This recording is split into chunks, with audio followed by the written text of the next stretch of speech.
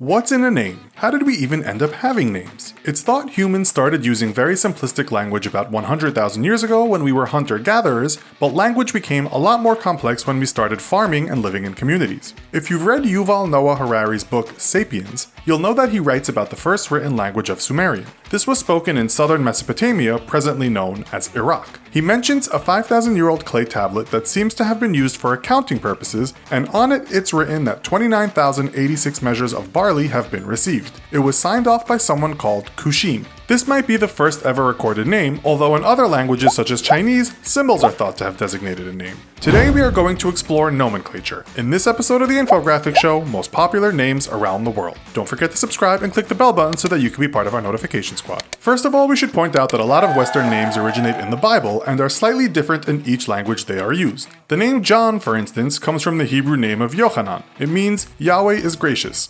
Yochanan certainly had legs, becoming John, Juan, Jan, Johann, Joan, Jean, Jens, Hans, Janis, and more. The name Jack was actually a nickname for John, but later it became a name in itself. Religion features in another of the world's most common given names, and that is Mohammed. It also has lots of similar sounding variants all over the world. It means something that is praiseworthy. Family names took a while to become the norm in most societies and were mostly attributed to the area a person came from or the occupation of a person. Smith, for example, was someone who worked with metal. Other common examples are cook, baker, knight, farmer, glover, carpenter, and carter. In Europe, you might also be called after your father, so Williamson was the son of William. Then there are names that seem self-explanatory, such as Savage, which is derived from someone who was untamed, a person of the wild. Let's start with the USA. The most common male name over the last 100 years in the US, according to the Department of Social Security, is James. The most popular female first name is Mary. The number of Jameses born in the US from 1917 to 2016 was 4,815,847.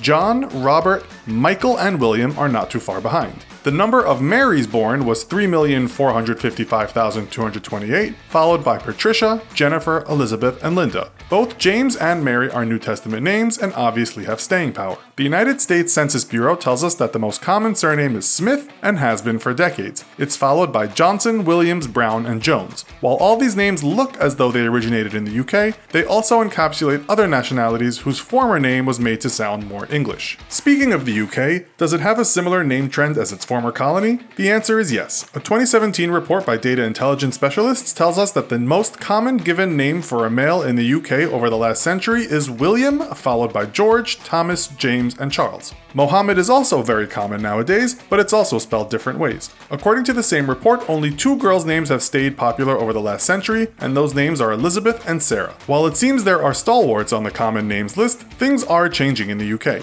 The most popular name given to newborns in 2016, according to the online baby name database, Nameberry, are James, Elijah, Jaden, Elliot, and also for girls the names Astrid, Thea, Sadie, and Riley. In the UK, the most common surname is Smith, followed by Jones, Williams, Taylor, and Davies. Another very common name is Lee, the Chinese name seen the most. China has the largest population in the world, as you probably know, at 1.379 billion. Numerous sources give different results on common first names in China, but as far as first names go, for boys' names that appear on many lists are Wei, Chen, Liu, and Li. For girls, the names that appear are Mei, Ziying, Li, Meng, and Fang. The most common surnames in China are Wang, Li, Chang, and Lu. One difference from how we say English names is that the surname comes first in China, so you wouldn't be called Wei Chang, you'd be called Chang Wei.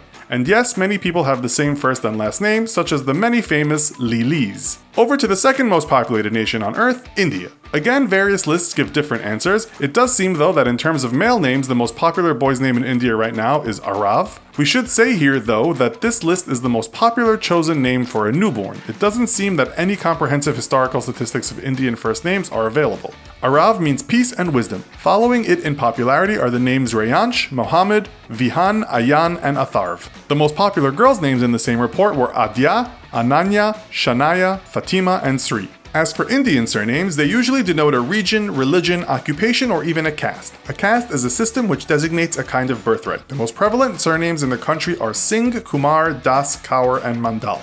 Singh means lion, while Mandal means group.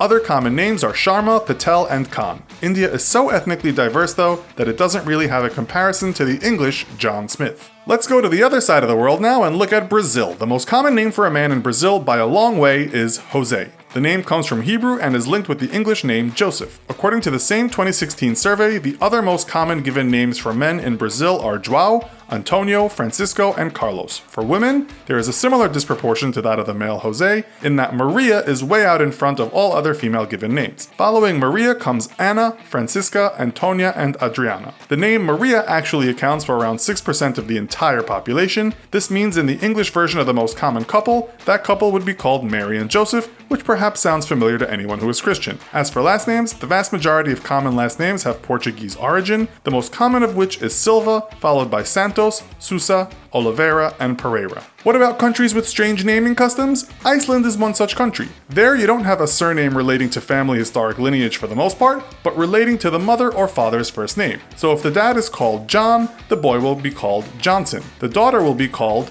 John's daughter. Sometimes it's the mother's name that is used. Singer Bjork's full name is actually Bjork Gomundsdottir. Other Fennoscandia countries had this system in the past, but most have now changed. According to the Iceland Review, the most common names in the country, at least in 2014, was Aaron for guys and Katrine for girls. Does this mean we can expect a lot of Aaronsons and Katrin-dotters in the future? Thailand is another country with an unusual naming system. Firstly, given names are quite formal and are generally used only for administrative purposes or in formal environments. Almost all the time, a nickname will be used, one that was given at birth. This could relate to how the child looks, such as being given a nickname that relates to chubbiness, cuteness, or a small or large size. It might also relate to what the father or mother likes, and so often kids get English names like art, beer, cake, and golf. You might also get the Thai name for an animal, such as Sway, tiger, or Mu, pig. To make matters more confusing, Thais might change their formal given name to get rid of bad spirits and bad luck. This could happen a few times in one's life depending on how superstitious or prone to bad luck the person is. The name change sometimes happens after a job loss or a broken heart. As for last names, they were only introduced in Thailand by law in 1913. There are lots of them, and none of them too common, as families were asked to create unique names. Some of them are long and extremely hard to pronounce. So, do you have an unusual name? If so, where does it come from? And why not let us know in the comments what name you plan to give your own children? Also, be sure to check out our other video called 10 Surprisingly High Paying Jobs. Thanks for watching, and as always, don't forget to like, share, and subscribe. See you next time!